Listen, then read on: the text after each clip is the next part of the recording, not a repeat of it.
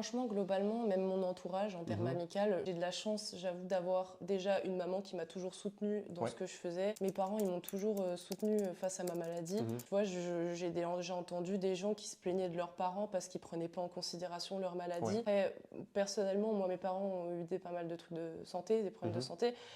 Donc je pense que par répercussion, il y a un contexte beaucoup plus compréhensif. Enfin, ça va qu'on est humain. Ouais, non, c'est clair. Mais du coup, par rapport à ce soutien familial que tu as, j'ai souvent entendu dire, alors tu m'arrêtes si je me trompe, mais que l'endométriose, ça n'a pas été quelque chose dont on a accordé du crédit pendant longtemps. Donc comment est-ce que tes parents ont réagi au début, alors même qu'on savait pas forcément ce que c'était, je suppose? Ouais, bah alors en fait, il faut savoir que moi, j'ai eu mes règles très très tôt, à l'âge de 10 ans. Et tout de suite, ma mère, elle a pris la chose au sérieux et on a essayé de faire des échographies, voir ce qui allait pas, parce que c'était pas possible, je loupais des jours de cours, j'étais vraiment à plat, quoi.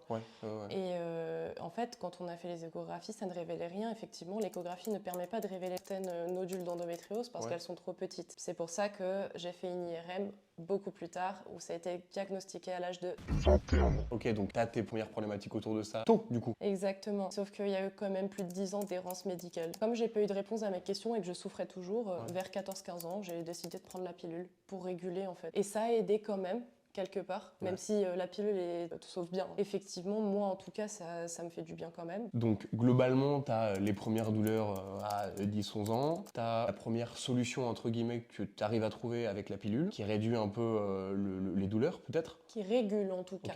Qui régule les douleurs. Et puis bah, tu me disais, à 20 ans, 21, le premier diagnostic qui tombe, mais entre-temps, ça a dû être compliqué. Ouais, bah en fait ça l'était pas parce que j'avais pas réellement de relations sexuelles. Tu vois ce que je veux dire? En fait, le fait d'avoir un premier copain, on se rend compte de plus de choses qui n'étaient pas là précédemment. Et j'avoue aussi qu'il y a pas mal de symptômes qui se sont développés en grandissant. Tu vois, le côlon irritable, etc., c'est vraiment venu avec l'âge. Et malheureusement, j'ai pas l'impression que je puisse freiner la maladie. Je peux essayer de l'entretenir, d'entretenir mon hygiène de vie, mais je ne peux pas l'arrêter ou la freiner. Ouais, il n'y a pas de remède miracle qui arrête le...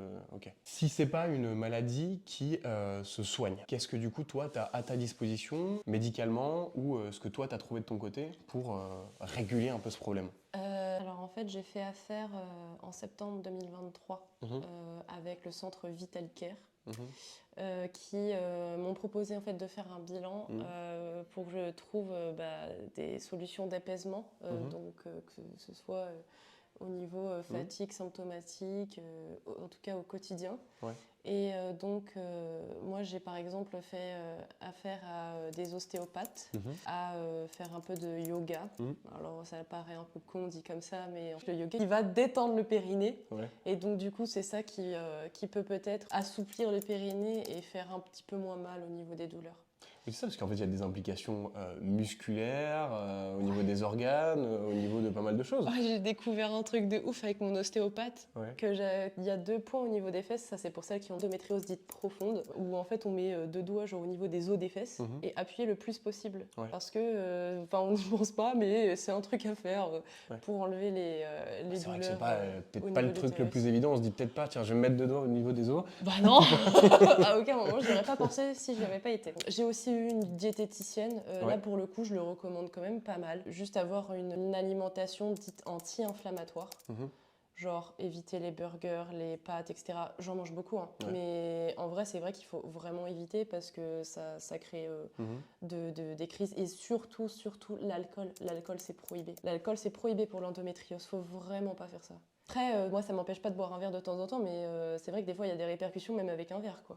Et alors, je le recommande pas, je suis pas en train de recommander quoi que ce soit aux gens, je préfère le préciser. Mais moi, je consomme du cannabis contre mes douleurs d'endométriose. Pourquoi? Parce que tous les médicaments qu'on m'a proposés depuis l'âge de 10 ans n'ont jamais fonctionné. Et les opiacés, en fait, me shootent plus que le cannabis. Et du coup, avec le métier que j'exerce, même n'importe quel métier, tu peux pas te permettre d'être complètement shooté.